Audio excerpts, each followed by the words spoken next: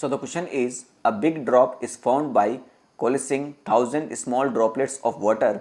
The ratio of surface energy of 1000 droplets to that of energy of big drop is 10 by x. Then the value of x. तो बेटा दो फॉर्मूले होते हैं, यहाँ पर आपको सरफेस एनर्जी का फॉर्मूला लगाना है. तो सरफेस एनर्जी का फॉर्मूला होता है बेटा आपका सरफेस टेंशन इनटू एरिया, और एक ही फॉर्मूला होता है बेटा आपका वर्क डन वाला. वर्क डन हो जाए या पोटेंशियल एनर्जी हो जाए, वो होता है S into delta A, surface tension into change in area.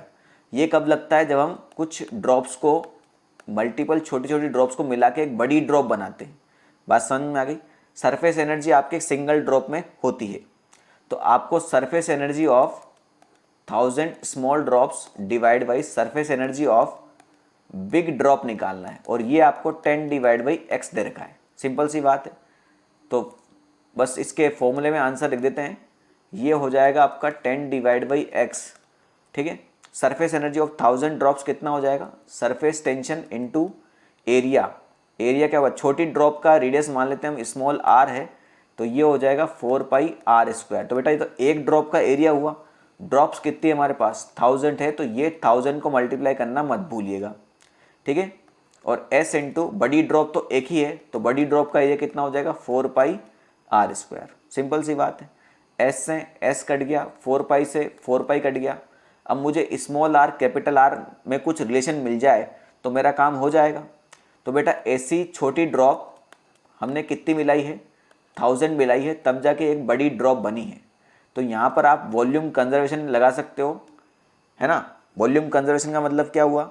इस बड़ी ड्रॉप का वॉल्यूम अगर V है और छोटी ड्रॉप का वॉल्यूम V डैश है, तो 1000 ड्रॉप मिलाने के बाद ये बड़ी ड्रॉप बनी है. यानी इस वॉल्यूम को मैं अगर 1000 टाइम्स मल्टीप्लाई करूँगा तो इस बड़ी ड्रॉप का वॉल्यूम बन जाएगा. सिंपल सी बात है. तो 1000 V डैश क्या है बेटा? छोटी ड्रॉप का वॉल्यूम, तो ये हो जाएगा 4/3 पाई आर क्यूब. बड़ी ड्रॉप का वॉल्यूम कितना हो जाएगा? 4/3 पाई कैपिटल आर क्यूब. ठीक है. सिंपल सी बात है. 4/3 पाई से 4/3 पाई खत्म कर दीजिए, तो R cube will be equal to 1000 small R cube. Cube root लेना है तो 1000 का क्यूब रूट हो जाएगा 10 और आर क्यूब का आर. हो गया काम. बस यहाँ पर वैल्यू रख देते हैं बस, है ना. सिंपल सी बात है. तो ये हो जाएगा 10 divide by X is equal to small R square into 1000, और कैपिटल आर की जगह लिखूंगा 10R, तो उसका स्क्वायर करना है, तो ये हो जाएगा 100 आर स्क्वायर. आर स्क्वायर से आर स्क्वायर खत्म हो गया, ये 2 जीरो से ये 2 जीरो खत्म हो गई, और ये 1 जीरो से ये 1 जीरो खत्म हो गई.